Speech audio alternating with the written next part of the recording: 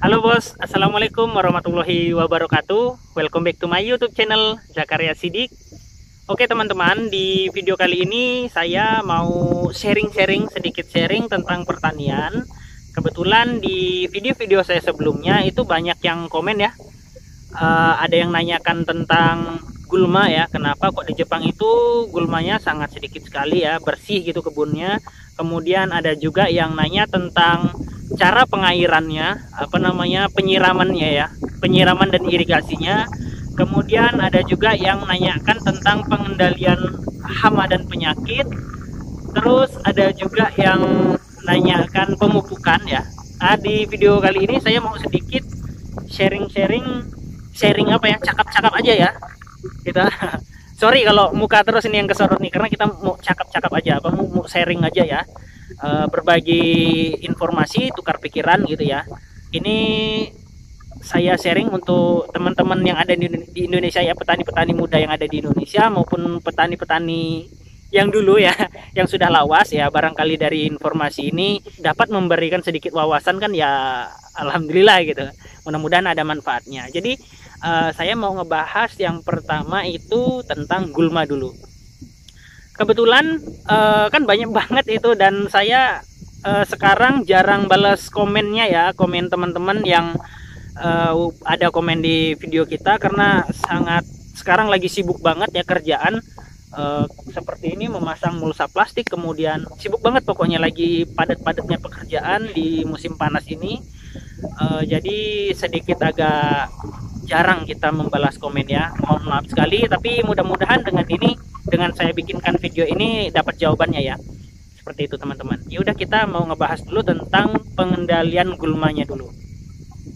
Kebetulan bos saya ini adalah salah satu petani konvensional ya, menurut saya, nggak kayak yang gimana ya, tinggi-tinggi amat gitu, yang organik apa enggak. Dia petani konvensional seperti biasa, masih menggunakan pupuk kimia sintetik, kemudian masih menggunakan pestisida, dan dalam pengendalian gulma dia masih menggunakan herbisida ya, sama seperti Indonesia. Dan herbisida yang digunakan lebih kurang sama seperti yang ada di Indonesia juga. Ada yang paraquat chlorida, yang kontak, kemudian ada juga yang sistemik. Umumnya kalau bos saya itu supaya lahannya bersih seperti yang teman-teman lihat di video-video saya sebelumnya ya, kenapa kok kebunnya bersih-bersih, itu kalau misalnya yang di pinggir-pinggir kebun itu menggunakan yang kontak ya teman-teman, pada saat gulma ini belum belum berbunga ya. Itu kalau misalnya udah digarap seperti ini dan belum ditanam, pinggir-pinggirnya sudah mulai tumbuh rumput, itu disemprot menggunakan yang herbisida yang kontak. Jadi seperti itu. Kemudian kalau misalnya yang kayak ini ya, ini kan untuk musim panas, jadi arukinya itu, tempat untuk jalannya itu biasanya kan rawan rumput ya, itu disemprot menggunakan yang sistemik ya. Kalau di Indonesia mungkin bisa menggunakan Roundup lah kayak gitu ya, istilahnya seperti itu. Tapi itu nunggu rumput mudanya itu tumbuh, kemudian dan belum pada saat belum ditanam. Jadi rumputnya itu masih muda, disemprot mati, kemudian lama dia akan tumbuh kembali gitu teman-teman. Dan selain daripada disemprot menggunakan pestisida, herbisida ya, kita juga di sini sering menggunakan manual dan koret teman-teman. Jadi rumput-rumput yang ada itu kita cabutin satu persatu gitu menggunakan tangan. Misalnya ini kan sejauh ini, itu dikontrol teman-teman, dalam beberapa minggu sekali itu selalu dikontrol. Ada rumputnya cabut, kita manual gitu. Kalau misalnya tidak terlalu luas sebaran gulmanya itu nggak terlalu luas, kita masih manual atau kadang menggunakan koret juga. Jadi seperti itu. Menurut saya begini teman-teman, pertanian di Jepang itu bagus itu karena orang-orangnya ya, etos kerjanya sangat bagus banget ya. Ada hal-hal yang kecil itu sangat diperhatikan sekali. Contohnya kayak kebersihan kebun ini, biasanya udah disemprot juga menggunakan herbisida, mau yang kontak maupun yang sistemik, itu masih dibersihkan secara manual teman-teman. Itu ya istilahnya biar bagus gitu, kebunnya biar bagus. Karena apa? Kalau di Indonesia mungkin gulma ini bisa menjadi inang bagi hama maupun penyakit ya. Mungkin itu nanti akan saya ceritakan sedikit masalah rotasi tanam ya. Jadi kayak gitu teman-teman. Etos kerjanya petani di sini itu sangat luar biasa banget. Mungkin sepertinya yang kayak misalnya bagi anggapan kita di Indonesia itu adalah hal-hal yang apa namanya, membuang-buang waktu, tapi di sini itu dikerjakan. Jadi seperti itu. Sangat positif thinking banget gitu ya, dan etosnya bagus banget dan dikerjakan, dan hasilnya ya bisa seperti ini. Mungkin inilah yang disebut perpaduan antara teori dan praktek gitu ya, karena di sini orangnya ya bertani, nggak hanya sekedar bertani kayak gitu teman-teman. Kemudian ada juga ini, kita mau ke membahas tentang penyiramannya juga teman-teman. Banyak juga ya di kolom komen itu yang nanya tentang bagaimana penyiramannya, irigasinya.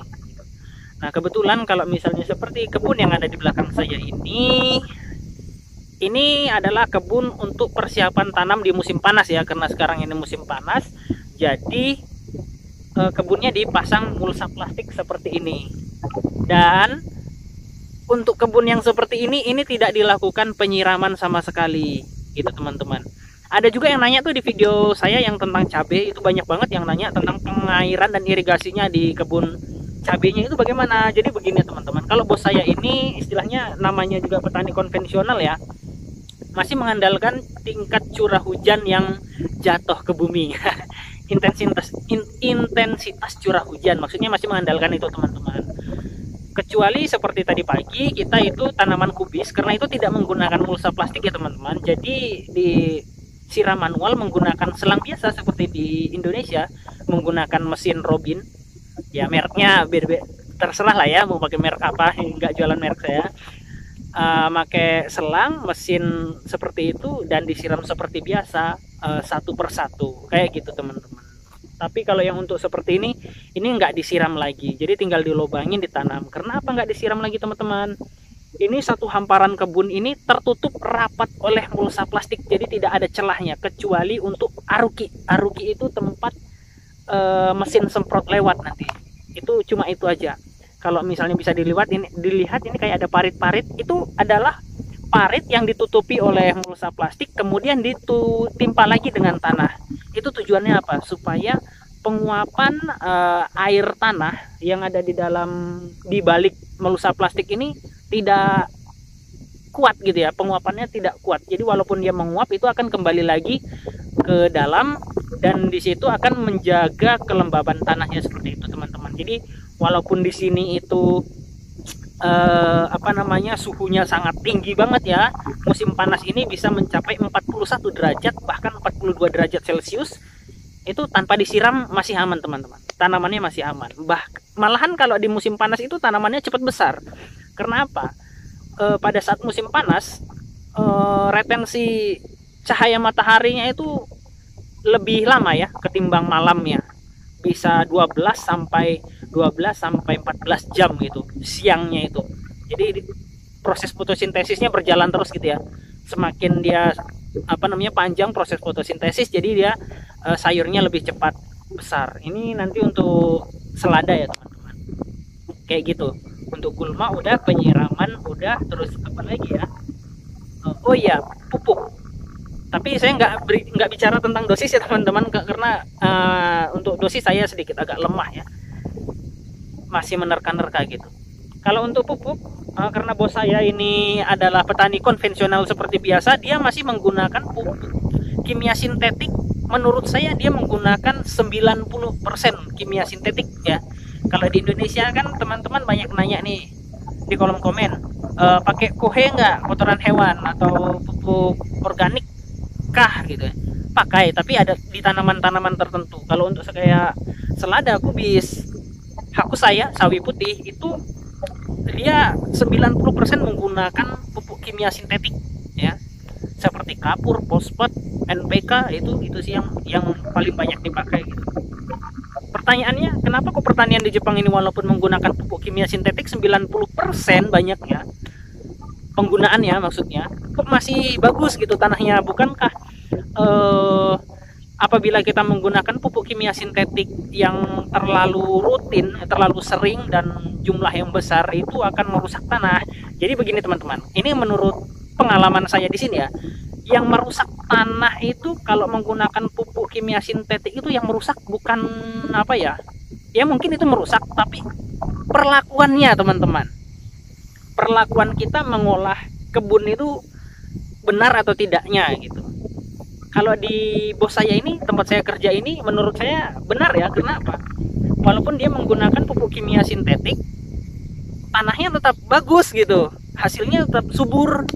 Kenapa kok tetap subur? Yang pertama begini teman-teman, apabila kita menggunakan pupuk kimia sintetik, yang harus kita jaga adalah kelembaban tanah. Bagaimana cara petani Jepang menjaga kelembaban tanahnya supaya tetap bagus untuk tanaman? Ya salah satunya seperti ini, satu hamparan ditutup menggunakan mulsa plastik. Jadi penguapan kurang, apabila penguapannya itu kurang, ya, tanahnya ya tetap lembab. Kalau tanahnya tetap lembab, ya untuk perakaran bagus gitu. Kalau misalnya ini tidak lembab, akibatnya akan menjadi keras, kayak di kebun-kebun yang lainnya punya bos kita juga keras tanahnya teman-teman. Kalau misalnya nggak ditutup mulsa plastik dan kelembabannya itu nggak ada, misalnya yang habis dirotari tahap kedua tapi habis kena timpa hujan dan belum kita garap mau seperti ini, itu keras banget, keras banget. Itu ya jadinya menurut saya yang bisa yang menyebabkan tidak subur itu karena itu ketersediaan air tanahnya kurang bagus gitu ya, pengelolaannya. Ya mudah-mudahan untuk teman-teman yang nyimak video ini mungkin bisa coba-coba ya. Untuk teman-teman di Indonesia yang nanam sayurnya menggunakan mulsa plastik, saran saya sih ini pinggir mulsa plastiknya itu ditutup menggunakan tanah gitu teman-teman. Tidak hanya sekedar menggunakan kuik dari bambu, karena kalau menurut saya hanya sekedar menggunakan kuik dari bambu, dari pinggir itu teman-teman, dari pinggir mulsa plastiknya itu kan gini biasanya bedengan ya, ini di bawahnya ini kan ada celah. Apabila ada angin, di Indonesia kan tingkat tekanan anginnya itu ya tinggi ya, anginnya itu cukup besar, kemudian suhunya lumayan panas ya, menurut saya panas. Apabila anginnya itu kencang masuk lewat bawah mulsanya, kemudian angin itu bisa membawa uap-uap air yang ada di dalam tanah yang udah tertutup oleh mulsa plastik itu. Jadinya tanahnya bisa tetap kering, menjadi kering, dan kelembabannya nggak terjaga. Walaupun kita menggunakan mulsa plastik tapi kelembabannya nggak terjaga. Akibat apa? Ya akibat ada celah itu tadi. Mungkin itu bisa dibedakan sih ya, tapi ya ini di beberapa tempat ada juga yang aman kalau misalnya jenis tanahnya lembab, karena di Indonesia itu bidang satu dan bidang yang lainnya beda-beda ya. Misal kita bicara tanah gambut dengan tanah aluvial atau tanah PMK, tanah merah gitu ya, tanah lempung, itu ya beda-beda memang karakternya seperti itu. Tapi irigasi saluran air yang bagus dengan pengolahan tanah di saat yang kering itu bagus banget. Nah, itu dapat menjadikan tanah itu menjadi gembur gitu teman-teman. Pengairan udah ya, tentang pengairan udah, dan rotasi tanam teman-teman. Di Jepang itu kenapa kok misalnya ada yang nanya hama dan penyakitnya itu kurang? Yang pertama, di sini ada rotasi tanam teman-teman. Rotasi tanam itu dipengaruhi oleh musim. Karena di Jepang ini adalah subtropis ya. Kalau di Indonesia kan tropis. Karena di sini dipengaruhi oleh subtropis, jadi alam lah yang menyeleksinya. Mau nggak mau, alam itu menyeleksi tanaman juga ya, tanaman maupun hama gitu, hama penyakit itu. Kalau misalnya di musim panas itu cenderung lebih banyak hamanya ketimbang di musim dingin. Serangan hama di musim dingin relatif lebih sedikit ya ketimbang di musim panas, karena hamanya mungkin pada ngungsi ya di tempat yang lebih hangat kayak gitu teman-teman. Dan kalau di Indonesia, karena di Indonesia itu banyak sekali ledakan hama ya, kan bisa aja lah misalnya kayak di padi ya, wereng atau walang sangit, belalang lah, belalang kumbara itu dan lain sebagainya, itu menurut saya bisa kita kendalikan dengan cara melakukan rotasi tanaman yang rutin. Nah, kalau misalnya rotasi tanaman yang bagus itu bisa menghambat ya perkembangan dari hama itu sendiri. Ya, selain dikendalikan menggunakan pestisida, ya kita juga harus mempelajari itu ya, mencoba menerapkan itu ya, pengendalian hama terpadu lah istilahnya seperti itu teman-teman. Misalnya kalau kayak kita di Indonesia itu sangat bangga sekali dengan penanaman padi yang setahun bisa 3 kali, itu kita bangga banget ya di Indonesia ya. Tapi menurut saya pribadi sekarang setelah saya pernah melakukan kerja magang di Jepang ini, setelah tahu ternyata penanaman padi sepanjang tahun itu menurut saya kurang tepat teman-teman. Karena apa ya, itu tadi bisa meningkatkan lonjakan serangan hama maupun penyakit pada tanaman padi itu sendiri. Selain di Indonesia itu tropis ya, suhunya enak banget untuk perkembangan hama dan penyakit itu bagus. Kalau misalnya tidak kita putus dengan rotasi tanaman, ya akhirnya itu ketersediaan makanan pada untuk hama itu kan banyak, sehingga menyebabkan ya laju perkembangbiakannya itu bisa sangat tinggi sekali kayak gitu. Kalau nggak kita putus, alangkah lebih baiknya mungkin ya kayak kalau di Jepang ini penanaman padi itu hanya sekali. Oke, kita berbicara kalau di Jepang, di sini subtropis. Kalau di Indonesia bagaimana? Menurut saya ya, kalau misalnya secara teoritis ya, yang sering diajarkan di sekolah-sekolah, kebetulan saya dulu sekolahnya kan di SMK ya, itu antara tanaman pangan dengan palawija biasanya kayak gitu untuk memutus siklus serangan hamanya. Misalkan dari padi ya, habis dari padi kemudian sawahnya ditanamin sayur-sayuran atau ditanamin bumbu-bumbuan ya, apa rimpang-rimpang apa gitu ya. Habis dari padi ditanam cabai atau ditanam semangka gitu ya. Itu ada keuntungannya juga ya teman-teman. Selain kita bisa memutus siklus hama dan penyakit, kita juga ya bisa pangan kita tersedia, kemudian kita bisa melatih skill juga ya kayak gitu. Kalau orang tua saya kebetulan di kampung enggak nanam padi ya, kita lebih sering nanamnya sayur ya, ganti-gantian sih ya, kacang, timun ya, kacang panjang ya, buncis, terus pare, semangka ya, ubi jalar yo, ngono kae lah pokoknya. Jadi kayak gitu teman-teman, ini untuk sekedar sharing, berbagi pengalaman, berbagi kisah. Mudah-mudahan informasi ini bermanfaat gitu untuk teman-teman di Indonesia. Mungkin ya saya akui di Indonesia banyak kendalanya ya teman-teman, hadangan rintangannya banyak banget untuk pertanian. Selain harga pasar yang fluktuatif tidak stabil, itu harga barang-barang produksinya juga cukup tinggi. Itu yang sangat dikeluhkan sekali sama kita ya di Indonesia. Tapi begini teman-teman ya, mudah-mudahan kedepannya untuk petani-petani kita yang sudah lama itu bisa bersanding dengan petani-petani muda gitu, dan petani-petani mudanya juga siap bekerja sama dengan petani-petani yang lama. Jadi dapat membangun sebuah sistem pemasaran maupun sistem produksi yang terkendali ya, ibarat kata kayak kelompok tani. Oke, udah ada kelompok tani di Indonesia, koperasi ya gitu teman-teman. Kalau di Jepang ini kan kayak koperasi kayak gitu sebenarnya. Nah, apabila kita melakukan hal tersebut, kemungkinannya untuk mendapatkan keuntungan yang stabil itu ada kemungkinannya, dan itu bisa, kita optimis bisa. Karena apa, saya punya teman dia bergerak di bidang sayur hidroponik ya, sayur hidroponik, dan dia pemasarannya tidak langsung ke pasar tradisional maupun pasar konvensional perkotaan gitu, enggak. Jadi dia memasarkannya melalui sosial media. Sekarang zaman udah makin canggih ya. sosial media bisa kita gunakan ya. Kalau kita nggak mengikuti sosial media juga, kita bisa bahaya banget ya di generasi sekarang ini. Dan itu perlu banget ya, antara petani yang sudah petani yang sudah old petani lama dan petani-petani calon petani muda ya, petani-petani baru, untuk lebih bersinergi ya, bekerja sama, bertukar pikiran, mungkin seperti itu jauh lebih baik, biar bisa membangun setidaknya pemasaran dan produksinya yang lebih terkontrol gitu ya.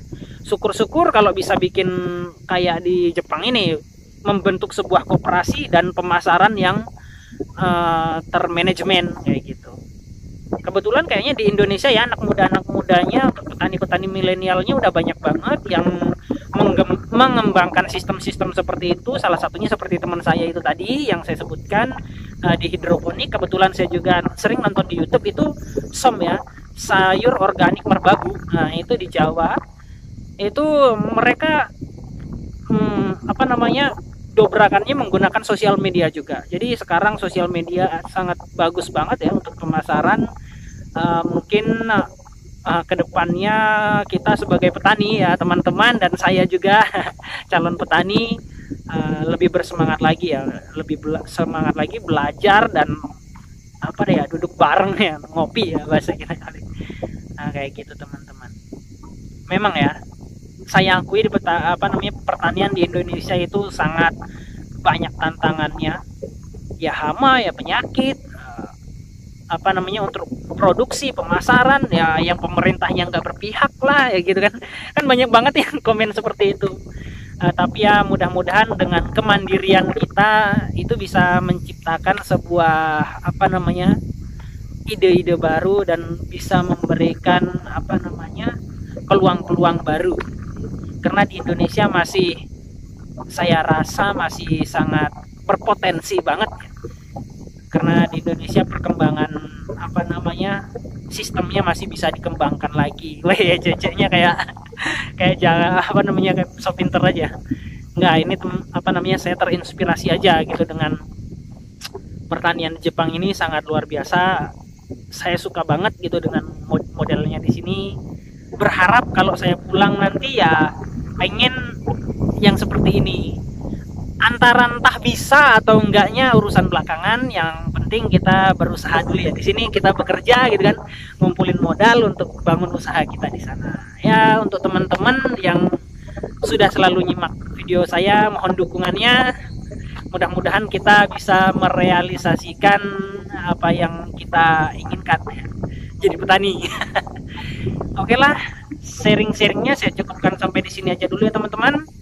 Berhubung ini udah mulai sore, udah menjelang malam, udah sekitar jam berapa ini ya? Coba kita tengok jamnya. Musim panas sekarang jam 6 masih terang benderang seperti ini. Waktunya saya istirahat, pulang ya. Dan besok melakukan aktivitas dan rutinitas yang sama di kebun lagi. Di kebun itu asik, luar biasa lah pokoknya, adem ya, adem di batin, apalagi kalau kebunnya sendiri. Di kebun orang aja adem. Oke lah teman-temannya, terima kasih banyak yang udah selalu support kita dari awal sampai akhir, dan support terus channel kita biar lebih banyak membagikan informasi, sharing seputar magang pertanian di Jepang maupun seputar pertanian. Teman-teman, terima kasih banyak. Bila taufik wal hidayah. Assalamualaikum warahmatullahi wabarakatuh.